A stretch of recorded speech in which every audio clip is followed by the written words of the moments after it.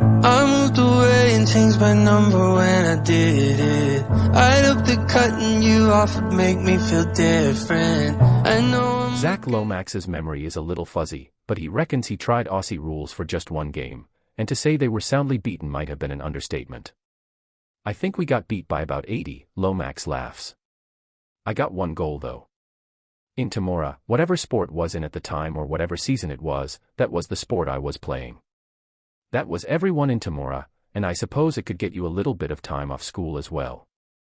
But I get that question all the time, would I play AFL? It's just always been rugby league.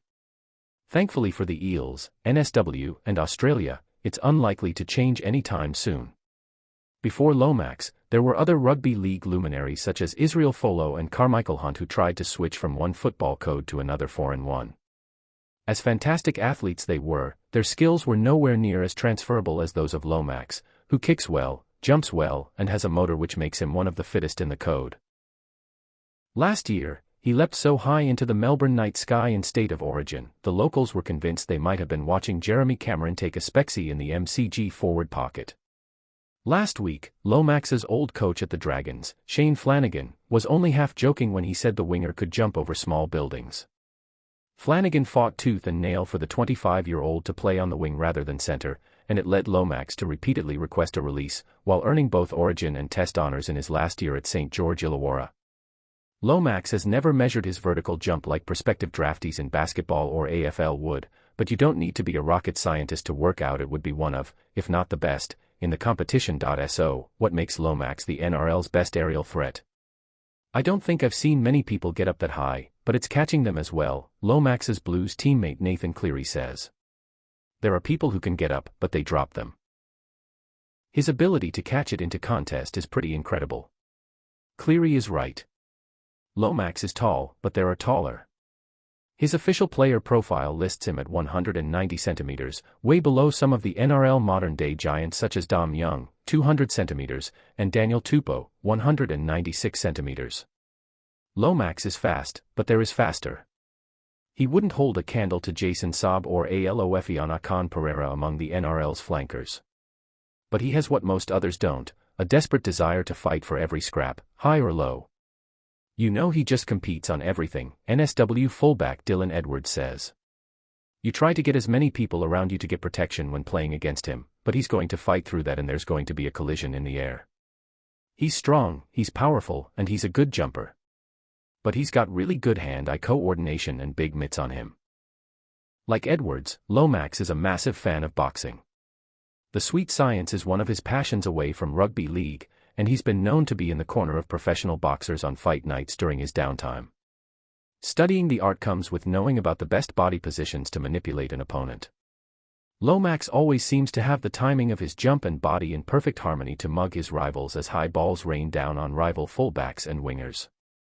But it's what he does before the ball lands which he suspects is the key to his success. At the start, you watch the ball to see if you can get there, Lomax says. You've got a fair idea of the flight, but you have to go hard straight away. I try to get past a few defenders straight away, but if you watch closely, my eyes are purely on the footy. You want to be able to get yourself into a position as quick as you can. There are a lot of people that want to escort you off the footy. You've just got to put your body around the collision. There are a few technical things that go into it for sure. Like Edwards, Lomax is a massive fan of boxing. The sweet science is one of his passions away from rugby league, and he's been known to be in the corner of professional boxers on fight nights during his downtime. Studying the art comes with knowing about the best body positions to manipulate an opponent. Lomax always seems to have the timing of his jump and body in perfect harmony to mug his rivals as high balls rain down on rival fullbacks and wingers. But it's what he does before the ball lands which he suspects is the key to his success. At the start, you watch the ball to see if you can get there, instead of the always hyped height mismatch between Queensland's Xavier Coates and NSW's Brian Tuo. The Maroons had Coates line up against Lomax during their Origin 2 upset in Perth. It's expected to be the same again for the decider in Sydney. The big change to Queensland's back three will be Hamiso Tabuai-Fidow replacing the injured Kalyn Ponga at fullback, leading to a theory NSW will launch more aerial attacks down the middle of the field at the Dolphins superstar, with Lomax floating infield. There won't even need to be a conversation between Cleary and Lomax about the best place to target, primarily because they will be lucky to hear each other in the middle of 80,000 deafening fans at Accor Stadium. It's building that trust and combination throughout the week, Cleary says. I need to know where he wants it. Says Lomax, to be fair, catching attacking kicks is just something I've done from a young age. It's always been about trying to compete on the ball, it doesn't matter where it is. It's something I enjoy doing. You can come up with a few errors from it.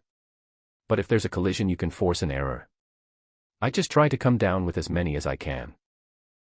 And if he comes down with one on Wednesday night, it might just be the difference between winning and losing the Origin Shield.